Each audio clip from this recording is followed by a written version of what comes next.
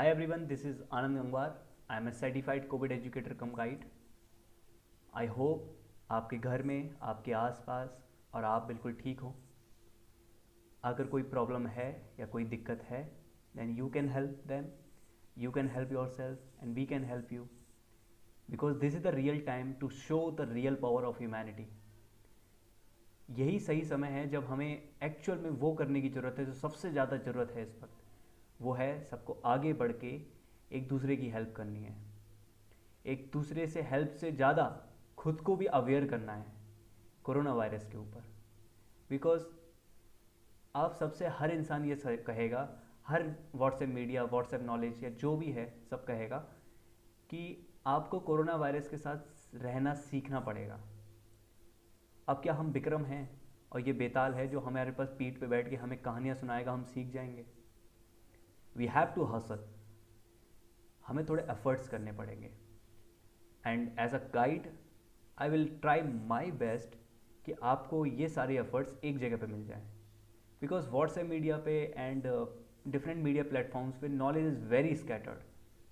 You will get to know about more confusing things than the actual things. So I will try my best to make you learn about some things. And coming to the topic is COVID-21 symptoms. अब आप सोच रहे होंगे कि मैंने सिखाने की बात करी लेकिन पहली ही लाइन में गलती कर दी। ये गलती नहीं है। कोरोना वायरस की पहली वेव जो कोरोना वायरस 2019 की वजह से थी, अब दूसरी वेव में बहुत डिफरेंस है as far as our India is concern. For example, पहली वेव में अगर किसी को डायरिया होता था तो हम बोलते थे अरे इससे तो कुछ नहीं होगा, ये बस सुपर स्प्रेडर है, इसने घर में सबको कोरोना फैलाया है लेकिन इसे कुछ नहीं होगा। लेकिन इस बार जिसको डायरिया हो रहा है उसको भी निमोनिया बन रहा है। इस बार हर दूसरे इंसान के सीटी स्कैन में निमोनिया का सीटी स्कोर आ रहा है। पहले 5 से 6 दिन के बाद अगर किसी को 101 से ज़्यादा बुखार आता था या किसी को बहुत ज़्यादा अनकंट्रोलेबल खांसी होती थी तो हम कहते थे हाँ इसे निमोनिया बन गया है, but that was very extreme and rare. But now हर इंसान को कोरोना में निमोनिया बन रहा है। What is this? Things have changed dramatically.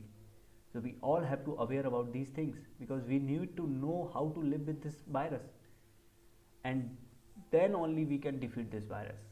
Once we have to know who is our enemy, what he is going to do, how much he is well equipped, then we are going to defeat him and we will defeat him for sure.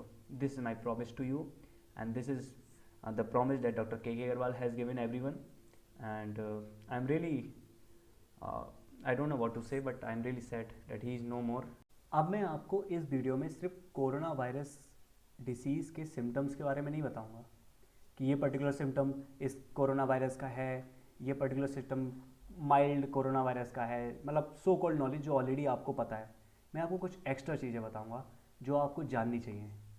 इसमें 3 basic broad areas हैं जो आप सीखेंगे। सबसे पहला broad area ये है कि आप डिफरेंट काइंड की जो डिसीज़ हैं उनके सिम्टम्स में डिफ्रेंशिएट कर पाएंगे कि पर्टिकुलर आपको एक बुखार आया एक दिन, क्या वो बुखार कोरोना का है या फिर वो टीबी का बुखार है या वो निमोनिया का बुखार है या फिर वो टाइफाइड का बुखार है या वो डेंगू का बुखार है, मलेरिया का बुखार है। आप सिम्टम्स को डिफ्रेंशिएट कर पाएंगे। आपको रैश आया बॉडी पे, क्या वो रैश पित्ती वाला है या कोरोना का रैश है? क्या वो मीजल्स और रिकेट्स का रैश है? आपके मसल्स में दर्द हो रहा है, क्या वो चिकनगुनिया का दर्द है, अर्थराइटिस का दर्द है या फिर वो कोरोना के मसल्स का दर्द है, माइल्जिया है? सो आप सबसे पहली चीज़ जो सीखेंगे, डिफरेंट सिम्टम्स को डिफ्रेंशिएट कर पाएंगे कि हाँ अगर ये है तो कोरोना का पोटेंशियल सिम्टम है और ये है नहीं, ये कोरोना नहीं है। दूसरा ब्रॉड एरिया जो आप सीखेंगे कि कौन सा पर्टिकुलर सिम्टम माइल्ड कैटेगरी में है, कौन सा पर्टिकुलर सिम्टम मॉडरेट है, कौन सा पर्टिकुलर कोरोना वायरस का सिम्टम सिवियर है। यानी कि एक चीज़ और, हाँ, अगर आपको मान लीजिए मैं ये कहता हूँ ये पर्टिकुलर जो सिम्टम है जैसे loss of taste, loss of smell है या कोई पर्टिकुलर सिम्टम है जो कोरोना वायरस का माइल्ड सिम्टम माना जाता है कि वो नॉन सीरियस सिम्टम है, आपको ज़्यादा दिक्कत नहीं आएगी। लेकिन अब इस वेव में ऐसा हो रहा है कि जो माइल्ड सिम्टम पहली वेव में कहा जाते थे अब वो माइल्ड भी मॉडरेट बदल जाते हैं, वो भी सीवियर हो जाते हैं। यानी कि आपको अगर आज एक माइल्ड सिम्टम है इसका मतलब ये नहीं है कि वो हमेशा माइल्ड रहेगा। आपको प्रॉपर प्रिस्क्रिप्शन और दवाइयाँ लेते रहना चाहिए ताकि उसे बिगड़ने ना दे। तीसरा जो सबसे इम्पॉर्टेंट चीज़ जो आपको सीखनी बहुत ज़रूरी है वो है रेड फ्लैग्स।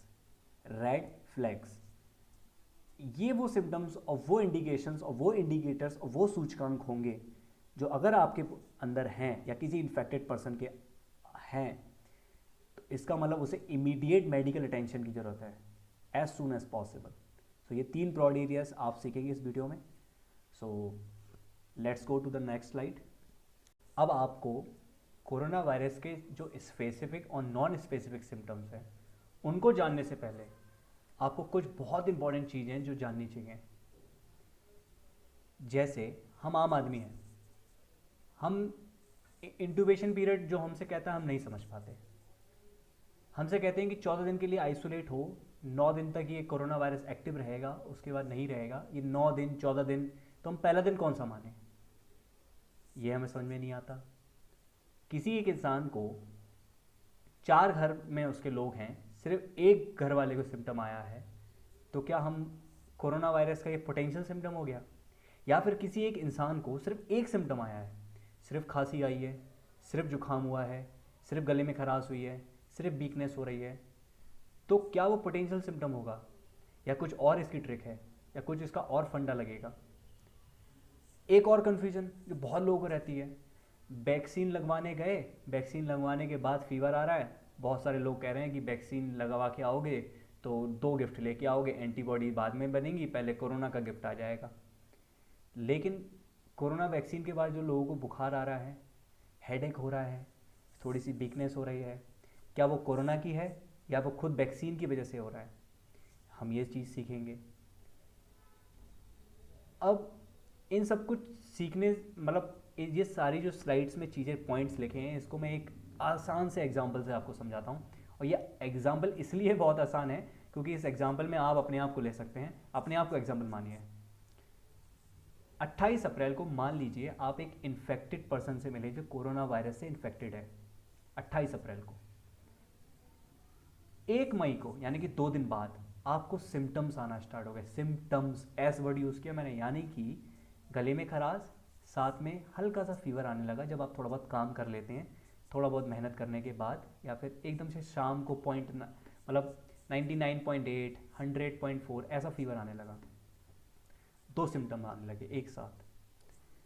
यहाँ पे आपने एक चीज़ ऑब्जर्व की, 2 दिन बाद 28 अप्रैल को आप कांटेक्ट हुआ, 1 मई को आपको सिम्टम आए।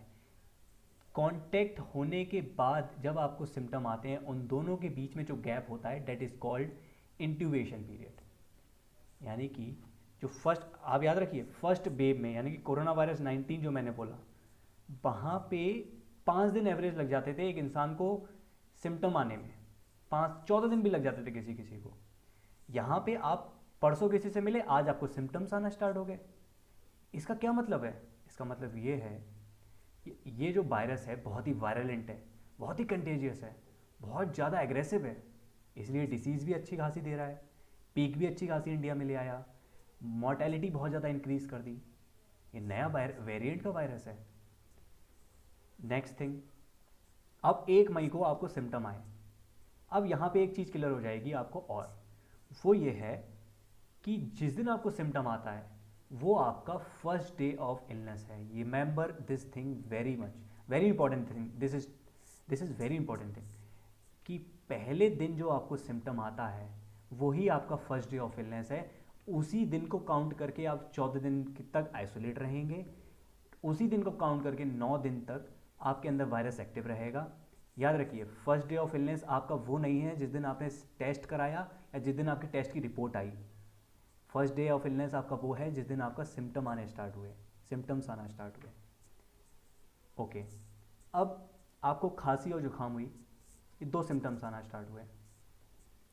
अब आपको यहाँ पे एक चीज़ जो ध्यान रखनी है वो ये है कि अब जो सिम्टम्स आना स्टार्ट हुए आपके घर में, तो आपके घर में 4 लोग हैं, 4 में से 2 लोगों को सिम्टम आना स्टार्ट हो गए, 2 फिर 3 लोगों को सिम्टम आना, यानी कि आपको सिम्टम्स भी 2 आ रहे हैं, आपकी फैमिली में भी 3 से 4 लोग बीमार पड़ रहे हैं। तो ये पोटेंशियल हो सकता है, यहाँ पे पोटेंशियलिटी बढ़ जाती है, स्पेसिफिक हो जाता है सिम्टम, ये कोविड का हो सकता है क्योंकि ऐसा कोविड में देखा जाता है।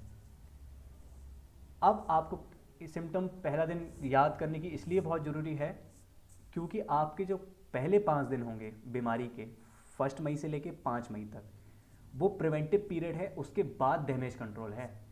लोग क्या करेंगे, 1 मई को आपको सिम्टम आए, आपसे ज़्यादा लोग क्या करेंगे, ये मुझे रात को मैं पंखा और कूलर दोनों चला के सो गया है, ये मैं रात में मैंने कोल्ड ड्रिंक पी ली, मुझे डायरिया इसलिए हो गया क्योंकि मैंने चिप्स खा के सोया था, मेरी मम्मी ने खाने में तेल ज़्यादा मिला दिया, या मैंने खुद उस खाने में स्पाइसी था मैंने और स्पाइसी कर दिया। मुझे, अरे डॉक्टर बोलेगा अरे ये तो वायरल चल रहा है, ये तो टाइफाइड चल रहा है, ये तो फ्लू चल रहा है, ये उस वजह से हुआ है। तो आपको ऐसा नहीं मानना है। मैं ये नहीं कह रहा ये कोरोना ही है, बहुत अच्छी बात है, ये कोरोना नहीं है। इवन आई रियली वांट कि किसी को ना हो, हम सब चाहते हैं, लेकिन फिर भी हमें रूल आउट करना पड़ेगा कि ये कोरोना नहीं है, क्योंकि पहले 5 दिन अगर आपने इग्नोर कर दिए, रिमेंबर तीसरे दिन आपकी इलनेस के यानी कि 3 मई को अगर आप सीरियस हैं या फिर आप इम्यूनो कॉम्प्रोमाइज्ड हैं, तीसरे दिन आपको निमोनिया बनना शुरू होगा, तीसरे दिन आपका CRP यानी इन्फ्लेमेशन हाई पे पहुंचेगा, पीक पे। मेरी दादी का 74 पहुंच गया था तीसरे दिन, which is life taking.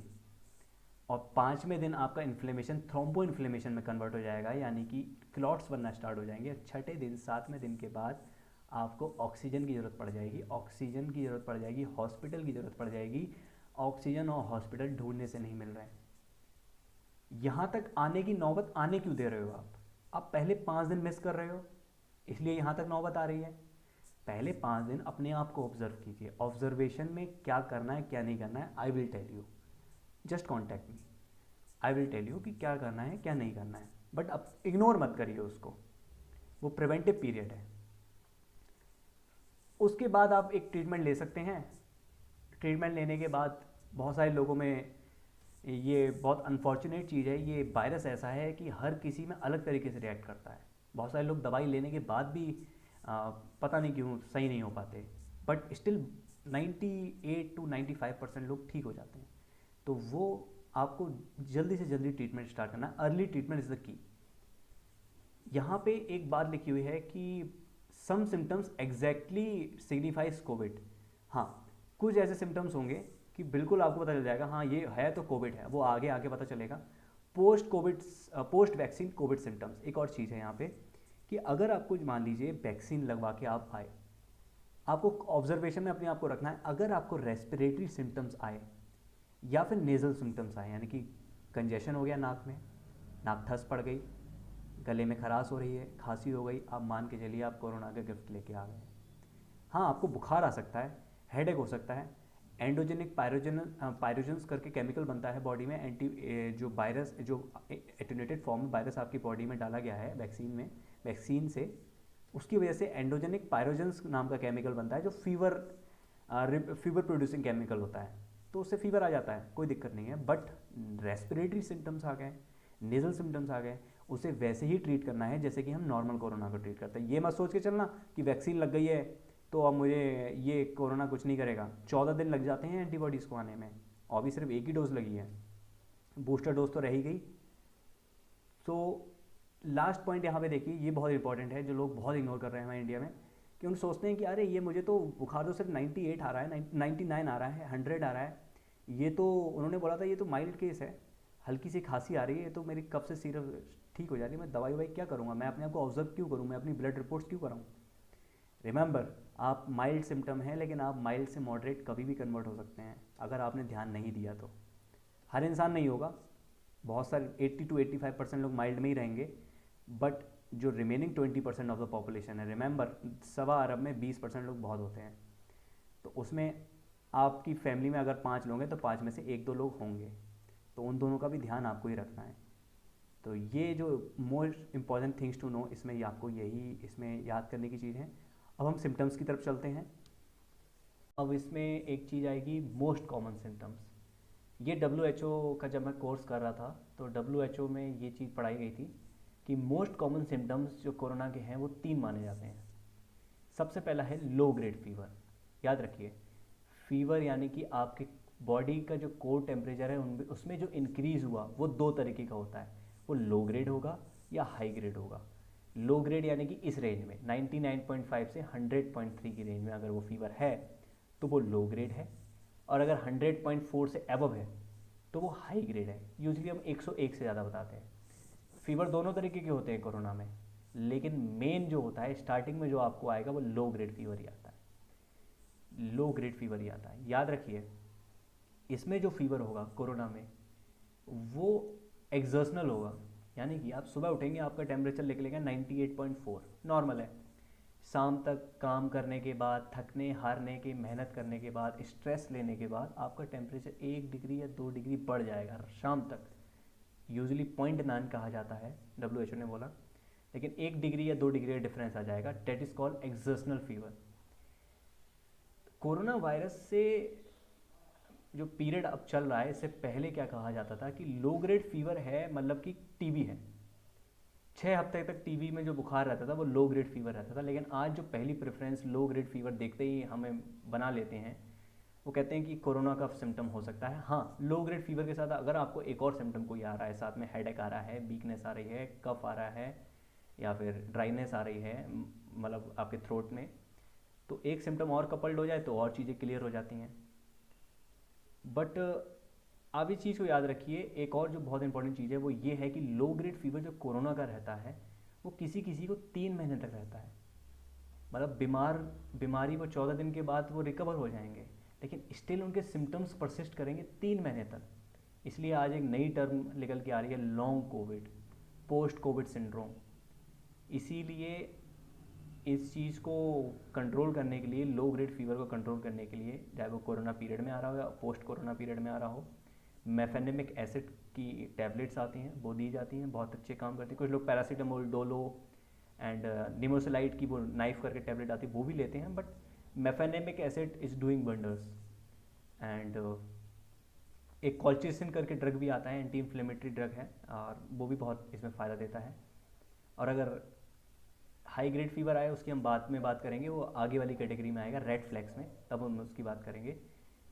Second common symptom जो इसमें आता है वो है ड्राई कफ, सूखी खांसी जो गले से उठेगी।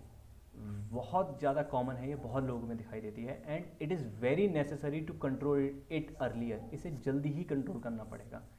सिरप आते हैं जेडेक्स करके, कोडीन वाले, कोडी स्टार या फिर एस्कॉरिड D+, ये सब कंट्रोल कर देते हैं, लेकिन बहुत सारे लोगों का ये देखा गया कि सिरप के बाद भी कंट्रोल नहीं हो रही है। तो डॉक्टर्स आजकल उन्हें रिकमेंड कर रहे हैं इनहेलर्स, लाइक जो बुडिसोनाइड होते हैं, सेरोफ्लो होते हैं, फोराकाउट होते हैं, इनहेलर्स रिकमेंड करते हैं, लेकिन लोग लेते नहीं हैं। उन्हें लगता है ये तो अस्थमा वाले लोग लेते हैं, इसकी आदत पड़ जाएगी। ऐसा नहीं है।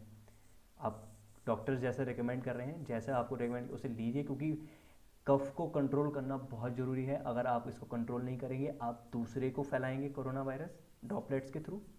आपका खुद का ऑक्सीजन लेवल डिप होगा, आपकी कंडीशन डिटोरिएट होगी, और आप डर और जाएंगे। तो it is very necessary to control it in the earlier phase. The third very common symptom, weakness और फैटीग, थकावट। ये बहुत ज़्यादा कॉमन है, बहुत ज़्यादा देखी जा रही है लोगों में। पूरा शरीर दुखेगा, कुछ काम करने की इच्छा ही नहीं होगी, आलस आता रहेगा, महिलाओं में क्या होगा, ज़्यादातर भारीपन सा देखा जाएगा शरीर में, कि कुछ मन ही नहीं कर रहा। मेरी दादी को यही हुआ। चाचा बता रहे कि 2 दिन तक मतलब ऐसे ही स्टार्टिंग में वीकनेस आती रही, जितना सोती थी उसे डबल ट्रिपल सोने लगी। तो ये वीकनेस का सिम्टम था उनके अंदर। फिर हल्की सी खांसी थी, 2 सिम्टम आ गए, देखा दादी को। तो यहाँ अकम्पनीड सिम्टम की जो मैं बात करता हूँ, इट्स अ प्रोड्रोमल सिम्टम। ये सबसे इनिशियल सिम्टम्स में भी काउंट किया जाता है कोरोना के। यानी कि जो एक्यूट इलनेस होती है ना, उसमें पहले ये सिम्टम अक्सर आया करते हैं कि एक बीमारी आने वाली है, उससे पहले ये सिम्टम आना स्टार्ट हो जाते हैं। तो फैटीग कोरोना वायरस की एक निशानी है कि हाँ, ये आने वाली है।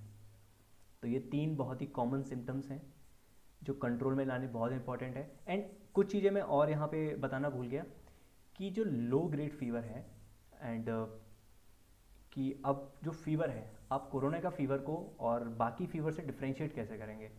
जैसे बहुत सारे डॉक्टर्स क्या होंगे, बहुत सारे फिजिशियंस क्या करेंगे, आपके सिम्टम्स को देख के, फीवर है, वीकनेस रहती है, जाओ टाइफाइड का टेस्ट करा लो।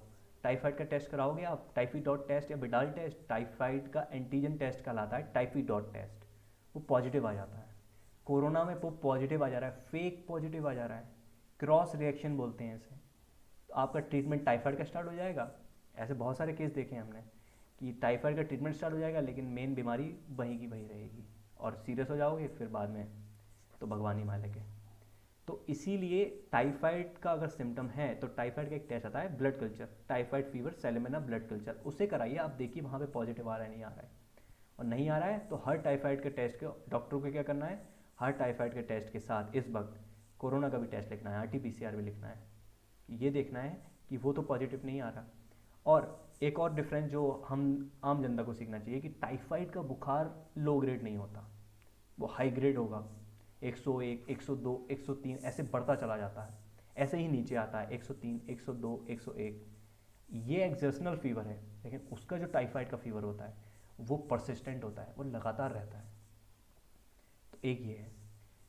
एक और चीज़, जो अगर कोई बोलता है पेशेंट या कोई पर्सन कि उसे ठंड लग के बुखार आ रहा है तो हम उससे ये पूछते हैं कि तुम्हें रिगर्स तो नहीं हो रहा, कपकपी तो नहीं हो रही साथ में।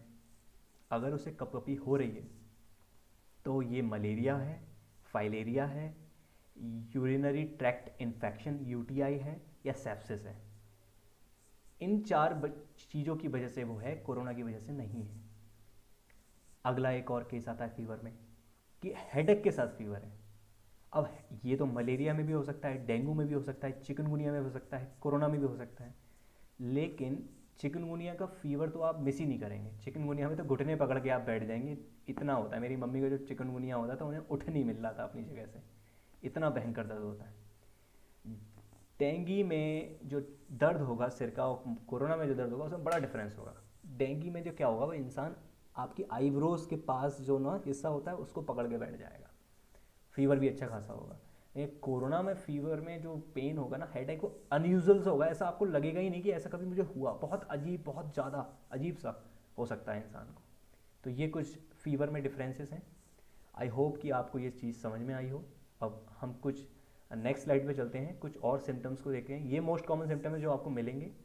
एंड रिमेंबर, सिर्फ एक सिम्टम को देख के आप जज मत करिए, आप मतलब ऑब्जर्व कीजिए and you will get to know different things. Let's go to the next slide. अब हम दूसरे सिम्टम्स की बात करेंगे जो उतने कॉमन नहीं जितने हमने पहले पढ़े, बट ये भी देखे जाते हैं पेशेंट्स में जो कोरोना वायरस से अफेक्टेड है। सबसे पहला है थ्रोट इरिटेशन, यानी कि सोर थ्रोट, गले में अजीब सी सोरनेस रहती है। ये आपको ड्यूरिंग कोविड और आफ्टर कोविड भी देखने को मिलेगी और लोग इससे काफ़ी परेशान रहते हैं, but it is a minor symptom, इससे परेशान होने की ज़रूरत नहीं है। बीटाडीन के गार्गल्स कीजिए, नीम के गार्गल्स कीजिए एंड मॉन्टायर LC का एक ड्रग आता है उसको यूज़ करिए, आप ठीक हो जाएंगे। सिर्फ थ्रोट में इरिटेशन है तो ये और वायरसेस और फ्लू की वजह से हो सकता है, लेकिन अगर थ्रोट इरिटेशन के साथ आपको एक और सिम्टम है लाइक लो ग्रेड फीवर, तो you can go for the diagnosis of the covid and that person should done the RT-PCR as soon as possible. अगला सिम्टम आता एक, ये ब्रॉड कैटेगरी के सिम्टम है gastrointestinal symptoms, GI symptoms, like आपको loose motions हो रहे हैं, दिन में 3 से 4 बार आपका मामला बन जा रहा है, उल्टी ऐसा लग रहा है, वॉमिटिंग जैसा लग रहा है, वॉमिट आ भी रही हैं, आपको भूख लगना बंद हो गई है, तो ये सारे सिम्टम्स भी GI सिम्टम्स में आते हैं। फर्स्ट वेव में ये माना जाता था कि डायरिया जिस बंदे को है या जिस बंदी को है या किसी को भी है वो सीरियस नहीं होगा, उसको आप ज़्यादा परेशान मत होइए, सिम्टोमेटिक ट्रीटमेंट लीजिए, वो ठीक हो जाएगा। लेकिन इस वेव में देखा गया कि डायरिया वाले को भी 8वें 9वें दिन निमोनिया बन रहा है, तो उन्हें हम ट्रीटमेंट के साथ साथ उनकी ऑब्जर्वेशन भी स्ट्रिक्ट करते हैं। डायरिया, इसमें जो कोरोना वायरस में 2-3 चीज़ें जानने की ज़रूरत है डायरिया के बारे में। एक सबसे पहली चीज़, डायरिया कैन प्रेजेंट, मतलब कोविड-19 can present only with diarrhoea. मतलब कोविड-19 अगर आपको सिर्फ डायरिया हुआ है ना, सिर्फ एक सिम्टम यानी कि डायरिया, तो वो भी कोरोना है माना जा सकता है, क्योंकि ये बड़ा पोटेंशियल सिम्टम है इस चीज़ का। और इसमें जो डायरिया होता है वो वाटरी, पेनलेस और स्मॉल इंटेस्टाइनल होता है, यानी कि इसमें स्मॉल इंटेस्टाइनल डायरिया होता है, लार्ज इंटेस्टाइनल नहीं होता। लार्ज इंटेस्टाइनल डायरिया कैसा होता है, पेनफुल होता है, वाटरी होता है, म्यूकस से भरा होता है, तो that is large intestinal diarrhoea. But इसमें स्मॉल इंटेस्टाइनल डायरिया होता है। इसमें हमें बस एक चीज़ का ध्यान बहुत रखना है कि अगर एक इंसान को मान लीजिए 4 बार उसका मामला बन गया, तो 4 को आप 200 से गुणा कीजिए 200 ml से, यानी कि 800 ml निकल के आया। 800 ml का उसे फ्लूइड रिप्लेस कीजिए, उसको फ्लूइड दीजिए 800 ml का, किस फॉर्म में? ORS, ORSL, एनर्जाल करके आता है, एनर्जाल 0 लीजिए डायबिटिक है तो। प्री प्रो करके एक प्रीबायोटिक आता है, नींबू शिकंजी दे सकते हैं। यानी कि उसका फ्लूइड जो वो उसका सिस्टम से जा रहा है उसको रिप्लेस करना है आपको, उसे ऐसे ही नहीं रहने देना है। और बहुत सी दवाइयाँ भी आती हैं, इसके ड्रग्स आते हैं, रैकाडोट्रिल करके, रीडोटिल करके आता है, मतलब वो बाद में बात करेंगे। बट डायरिया में आपको ये चीज़ का ध्यान रखना है कि वाटर रिटेंशन उसका बनाए रखना है, ज़्यादा जाने नहीं देना है। एक इसमें सिम्टम ये लॉस ऑफ हंगर जो ज़्यादातर बुजुर्ग लोगों में देखा जाता है, एंड ये होता है। एंड मैं अपनी बताऊं तो मैं बुजुर्ग नहीं हूँ, लेकिन मुझे भी ये सिम्टम आया था अभी 2-3 महीने पहले, कि मेरे कुछ 2 दोस्त थे और दोस्त बड़े अच्छे थे, उन्होंने 14 से 15 दिनों बाद पता चला कि उन्हें कोरोना हो चुका है, लेकिन वो मेरे साथ थे। और फिर मुझे कुछ दिन भूख नहीं लगी, मैं परेशान, मेरे घर वाले परेशान कि मुझे ऐसा क्यों हो रहा है। मुझे लगा मुझे किसी और वजह से नहीं हो भूख नहीं लग रही है, लेकिन उसका रीज़न ये निकला कि शायद ये हो सकता है, कुछ भी हो सकता है। मैंने एंटीबॉडीज़ तो टेस्ट नहीं कराई, but it can be, it can not be. Next is loss of test and loss of smell. Remember, इसे कहा जाता है surrogate marker of COVID. Loss of test and loss of smell, ये surrogate marker यानी 100% Covid. अगर आपको ये है तो मान के चलिए फॉर ग्रांटेड आपको कोविड है। लॉस ऑफ टेस्ट को मेडिकल लैंग्वेज में एजूशिया, और लॉस ऑफ स्मेल को मेडिकल लैंग्वेज में एनोस्मिया बोलते हैं। ये कंप्लीट भी हो सकता है, कंप्लीटली आपकी जा सकती है, पार्शियली जा सकती है, अल्टर्ड हो सकती है, बदल सकती है। ऐसा हो सकता है कि किसी चीज़ की स्मेल में किसी और चीज़ की स्मेल, किसी चीज़ के टेस्ट में किसी और चीज़ का टेस्ट। ये कोविड है, ये फर्स्ट वेव में इतने सीरियस नहीं होते थे, लेकिन इसमें देखा जा रहा है हर 100 में से 1 या 2 लोग सीरियस भी हो जा रहे हैं। तो बट इतने सीरियस नहीं होते हैं, बट मान के चलिए ये आपको कोरोना है। लेफ्ट पिंक आई, ये फर्स्ट वेव में बहुत देखा जाता है। Unilateral conjunctivitis, also called as red eyes, आपकी उल्टी आंख लाल पड़ जाएगी। ये फर्स्ट वेव में बहुत आ रहे थे केस, इस साल ये नहीं आए, बट उड़ीसा में 102-103 केस आए थे, एक साथ आए थे, तो वो है अजीब ही हो गया था। बट ये भी एक सिम्टम है। रैशेस, याद रखिए कोरोना में जो रैश आएगा, मेरी सिस्टर को आया था लास्ट ईयर, 2 दिन तक रहता है, फीवर के साथ आता है, बिना फीवर के आएगा नहीं, या किसी और सिम्टम के साथ आएगा, तो वो चला भी जाएगा अपने आप। And chicken pox, micelles, chikungunya, dengue, इनमें भी रैश आते हैं, बट इनके रैश और इसमें रैश में बहुत अंतर है। चिकनगुनिया का रैश तो आप इग्नोर ही नहीं कर सकते, घुटने तो आपके बैंड बजाएंगे चिकनगुनिया में, और डेंगू में भी हल्का सा घुटने दर्द होगा, लेकिन कोरोना में कभी घुटनों में दर्द नहीं होता। याद रखिए, कोनी और घुटनों में दर्द नहीं होता कोरोना में। इसलिए यहाँ पे एक सिम्टम लिखा हुआ है muscle pain, myalgia, not joint pain, यानी कि जॉइंट में दर्द नहीं होगा। Usually below knees and elbows, आपके नीज के नीचे, यानी कि यहाँ पे आपकी जो शेन मसल्स और काल मसल्स होती हैं, और कोनी की आपके नीचे, यहाँ पे दर्द होगा। मेरे साथ ये हुआ था, मेरे नीज के नीचे बहुत ज़्यादा दर्द हुआ था, अजीब सा ही दर्द होता है, चलने पे भी दर्द होता है, तो ये पेन होता है। हेडेक आएगा आप, एक ये इंपॉर्टेंट चीज़ है चेस्ट पेन, इसमें बहुत डर जाते हैं लोग, ये सोचते हैं चेस्ट पेन यानी कि अब तो मैं गया, मैं तो मतलब लोग बोलते हैं ये सीने में दर्द, सीने में दर्द, तो मैं गया। तो याद रखिए इसमें एक चेस्ट पेन आएगा कोस्ट्रोकोंडाइटिस करके।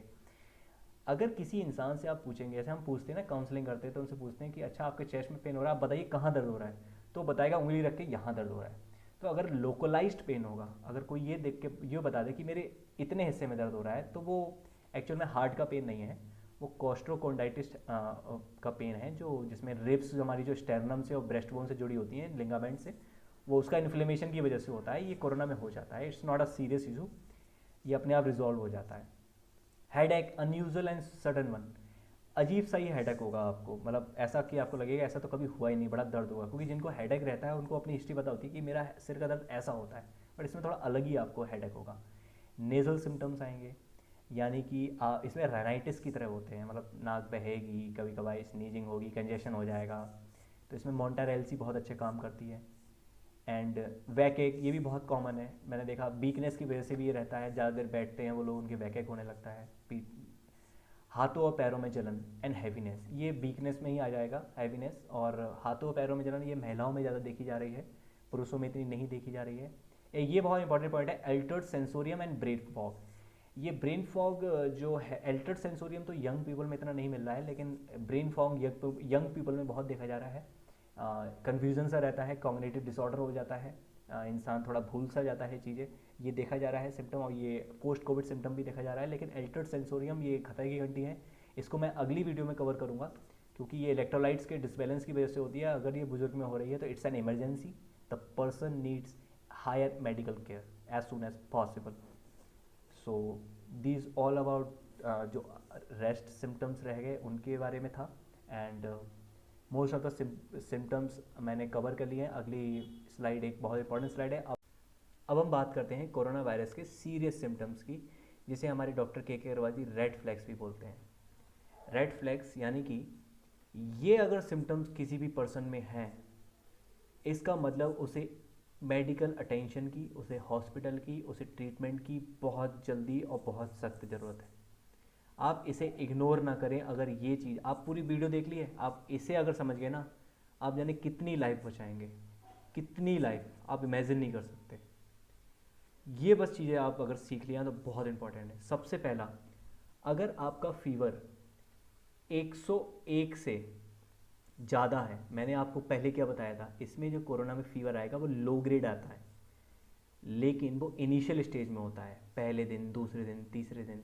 लेकिन जब ये आपको कोरोना का जो वायरस है आपकी बॉडी में इन्फ्लेमेशन इतना हाई कर देता है, फायर इतनी हाई कर देता है कि आपका जो इन्फ्लेमेशन थ्रोम्बो इन्फ्लेमेशन में कन्वर्ट हो जाएगा, यानी कि क्लॉटिंग स्टार्ट हो जाएंगी, निमोनिया आ जाएगा। तो निमोनिया की वजह से ये फीवर 101 से ऊपर ज़्यादा पहुंचेगा। आपकी बॉडी में हीट इतनी ज़्यादा बढ़ गई है कि वो बाहर शो होने लगा, हाई ग्रेड फीवर।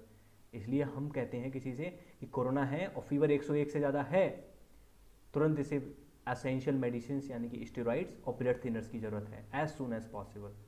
और बाद में आप चीज़ें बाद में ढूंढते रहिए, बाद में चीज़ें और करते रहिए। सबसे पहले फीवर उतारिए उसका, भले आप इसमें एक सॉविंग एक चीज़ आती है ना, तुरंत जैसे हम पट्टी करते थे हमारी माँ स्टार्टिंग में जो ठंडे पानी से, ऐसी गीली चादर को गीला करो, तुरंत लपेट दो, या फिर तुरंत पानी के नीचे, ठंडे पानी के नीचे डाल दो। यहाँ पे लोग क्या सोचेंगे कि गर्म पानी के नीचे ना, ठंडे पानी से तुरंत फीवर कम करना बहुत ज़रूरी है। आपको ये बात पता होगी, हैरानी होगी कि 1% फीवर बढ़ने के, मतलब 1 डिग्री अगर फीवर बढ़ता है, 1 डिग्री सेल्सियस, 37 है, 38 डिग्री सेल्सियस हो जाए, 1 डिग्री सेल्सियस टेम्परेचर बढ़ने से 13% ऑक्सीजन कंजप्शन बढ़ जाता है आपकी बॉडी का। यानी कि ऑक्सीजन की रिक्वायरमेंट ज़्यादा होगी डिफरेंट ऑर्गन्स को, आपकी बॉडी को। यानी कि अगर हाई फीवर में आप ऑक्सीजन SpO2 से नापेंगे, निकला 88, निकला 72, 13% ऐसे गिरता चला गया। आप डर जाएंगे, हॉस्पिटल भागेंगे। पेशेंट फीवर से तड़प रहा होगा, उसको जो फर्स्ट एड देनी है, उसको जो स्टेरॉइड्स देने हैं, उसको जो ब्लड थिनर्स देने हैं, उसको जो सॉबिंग करनी है, उसका फीवर उतारना है, चाहे वो निमोसोलाइड्स उतारो, चाहे वो मेफेनेमिक एसिड्स उतारो, वो आप नहीं कर रहे हैं। आप हॉस्पिटल ढूंढ रहे हैं जो मिलेगा नहीं, जो मिल भी जाए तब तक आप देर कर देंगे।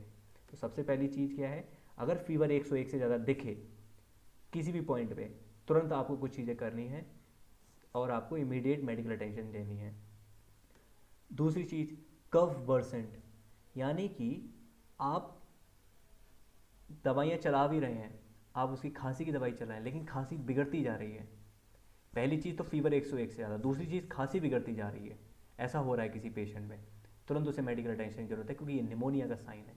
एक चीज़ मैं यहाँ जो बताना भूल गया कि फीवर 101 से ज़्यादा होता है, यानी कि हाई CRP, यानी कि high heat in the body, high inflammation in the body, वो 2 वजह से होता है। अगर आपको पहले इन्फेक्शन नहीं हुआ है कोरोना का, आपको वैक्सीन नहीं लगी है, तो वो निमोनिया की वजह से होता है। अगर आपको वैक्सीन लगी हुई है या फिर ऑलरेडी एंटीबॉडीज़ बन गई थी कोरोना वायरस एक बार होने की वजह से, डिसीज़ होने की वजह से, तो क्या होता है, आपका लंग इन्वॉल्वमेंट नहीं होता, लेकिन पूरी बॉडी में इन्फ्लेमेशन फैल जाता है। इसे हम हाई ग्रेड सिस्टमिक इन्फ्लेमेशन बोलते हैं। आप बस इतना याद रखिए, फीवर 101 से ज़्यादा है तो दिक्कत की बात है। तीसरी कंडीशन आती है ब्रेथलेसनेस और SOB, यानी शॉर्टनेस ऑफ ब्रेथ, सांस फूलना।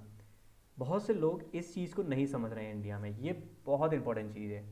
शॉर्टनेस ऑफ ब्रेथ ये क्या है, आप इसको इस तरीके से देखिए कि आप किसी से, बहुत सारे लोग क्या करेंगे कि यार मैं चला और मेरी एकदम सांस फूलने लगी, मैं डर गया, मैं एकदम से उठा, सीढ़ियाँ चढ़ा, तेज़ी तेज़ी से सांस फूलने लगी और वो डर गया। ये तो नॉर्मली भी फूलेगी, ये तो मैकेनिज्म है बॉडी का। लेकिन यहाँ पे डेफिनेशन, मेडिकल डेफिनेशन क्या कहती है, शॉर्टनेस ऑफ ब्रेथ का मतलब है कि आप जब एक वाक्य को, एक मीनिंगफुल सेंटेंस को एक लाइन में बिना पॉज लिए बोल दे रहे हैं, तो आपको शॉर्टनेस ऑफ ब्रेथनेस नहीं है, और अगर आप बोल रहे हैं तो एस है। फॉर एग्जाम्पल मैं 2 सेंटेंस बोलूँगा, आप बताइए किस में एस है और किस में मेरा केस सीरियस है, किस में मेरा केस माइल्ड है। मेरा नाम आनंद कुमार गंगवार है, मैं एक कोविड एजुकेटर हूँ, एक सेंटेंस ये है। दूसरा, मेरा नाम आनंद कुमार गंगवार है, मैं एक कोविड। आप देखिए दोनों में मैंने कितना अंतर हुआ, एक में पॉज ले रहा हूँ, एक में पॉज नहीं ले रहा हूँ। एक में मैं अपनी एसेसरी मसल्स का, यानी कि पसलियों को, कहते नहीं पसलियाँ चलने लगी है इसकी, दिक्कत होना स्टार्ट हो गई, तो that is shortness of breath. The third is, fourth is very high CRP and D dimer. याद रखिए ये 2 टेस्ट हैं, जैसे RT-PCR टेस्ट होता है, CBC टेस्ट होता है, ऐसे CRP टेस्ट होता है। CRP टेस्ट क्या होता है कि आपकी बॉडी में वायरस ने जो बैंड बजाई, जो उसने फायर बढ़ाई, जो उसने इन्फ्लेमेशन बढ़ाया, उस इन्फ्लेमेशन को बढ़ाने का मार्कर होता है CRP। बस इतना आप याद रखिए। इसे आने वाली वीडियोस में बहुत डिटेल में सब चीज़, एक एक चीज़ एक्सप्लेन कर दूंगा आपको, बिल्कुल गाइड बना दूंगा कोरोना का। डी डायमर क्या है? आपकी बॉडी में जो क्लॉटिंग मैकेनिज्म चल रहा है, इस पर क्लॉटिंग बन रही है, वो डी डायमर से पता चलता है। अगर CRP किसी भी दिन 10 से ज़्यादा है, किसी भी दिन 10 से ज़्यादा है, 10 मिलीग्राम पर लीटर से, तो ये कंडीशन आपको तुरंत असेंशियल मेडिसिन, स्टेरॉइड्स और थिनर्स यूज़ करने हैं, तुरंत मेडिकल अटेंशन देनी है। डी डायमर अगर पहले 425 कहा जाता था, अब 500 से ज़्यादा है, तो दिक्कत की बात है। ये पॉइंट बहुत इंपॉर्टेंट है। 6 मिनट वॉक टेस्ट, इस पे ऊपर भी मैं एक पूरी वीडियो बनाऊंगा, ये बहुत इंपॉर्टेंट टेस्ट है। आप बड़े बड़े हॉस्पिटलों में जाएंगे, 2-2, 3-3 हज़ार लेते हैं इस टेस्ट के, ये फ्री टेस्ट है जो हर किसी को अवेलेबल है।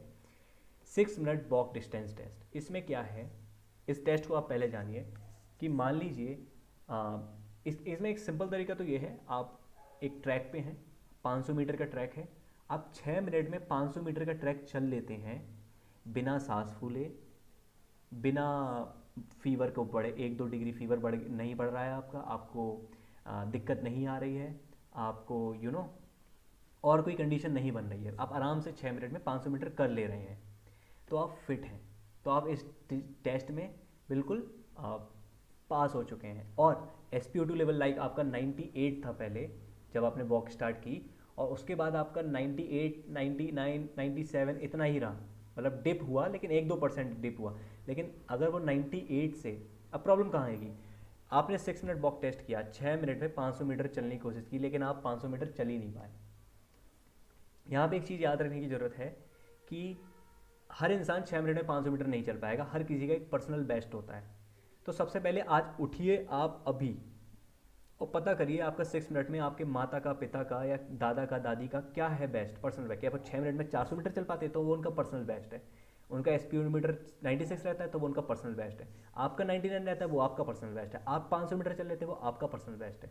लेकिन अगर उनका पर्सनल बेस्ट, एक मेरी दादी हैं 70 साल की, उनका पर्सनल बेस्ट है 400 मीटर, और वो 400 मीटर ही रोज़ चल रही हैं 6 मिनट में, तो कोई प्रॉब्लम नहीं है। लेकिन अगर वो 400 मीटर से तुरंत 300 मीटर पे आ गई, या फिर उनका SpO2 लेवल जो 96 था वो 90 आ गया, 92 आ गया, यानी 4% का टिप हो गया 6 मिनट चलने के बाद, उनका फीवर बढ़ गया, उनको शॉर्टनेस ऑफ ब्रेथनेस आने लगी, तो ये खतरे की घंटी है।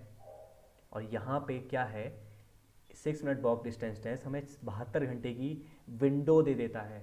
याद रखिए 72 घंटे का टाइम पीरियड, 3 दिन का टाइम पीरियड मिल जाता है कि 3 दिन में कर लो कुछ, वरना दिक्कत हो जाएगी। यही अमिताभ बच्चन जी ने किया था। गार्डन में टहल रहे थे, 6 मिनट वॉक टेस्ट कर रहे थे, पता चल गया उनको दिक्कत हो रही है सांस में, तुरंत हॉस्पिटल गए, बच गए। उनको तो लीवर का पूरा दिक्कत है, लोग कह रहे थे इनको क्या होगा क्या नहीं होगा, उस वक्त डर रहे थे, लेकिन उन्होंने 6 मिनट वॉक टेस्ट ने उनकी जान बचाई। This is very important. घर पे आपके पास ट्रैक नहीं, आप क्या कर सकते हैं, घर पे 2 निशान लगा सकते हैं छत पे, 50 फीट का, 50 फीट के 2 निशान, या फिर 2 कुर्सियाँ रख सकते हैं। इनके 17 चक्कर अगर आप लगा लेते हैं, ऐसे करके 17 चक्कर पूरे, 1 चक्कर, 2 चक्कर, 3 चक्कर, ऐसे 17 चक्कर आप लगा लेते हैं, यानी कि 500 मीटर लगा लेते हैं। या फिर आप पर्सनल बेस्ट देखिए, आप इसे चेक करते रहिए कि आप ऐसा कर लेते हैं या नहीं, ठीक है। तो ये बात है।